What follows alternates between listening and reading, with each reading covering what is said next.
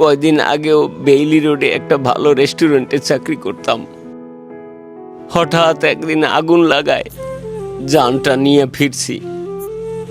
অনেক কাজের চেষ্টা করছি, অনেক জায়গায় ঘুরছি, কেউ কাজে নেয় না বাবা। বয়স হয়েছে তো, বয়স্ক মানুষ কেউ পছন্দ করে না, কাজ দিতে চায় না। তাই নিরুপায় হয়ে তোমাদের এই তেল চুরি করছি। আচ্ছা চাচা, যাই হোক না কেন, চুরি করা ভালো না, বুঝছেন?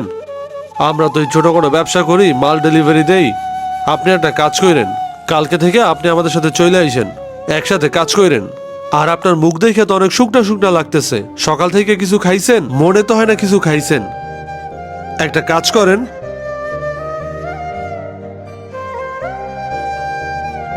এই নেন 200 টাকা, এটা দিয়ে কিছু খাইয়েন, আর এই চুরি টুরি কইরেন না, ঠিক আছে?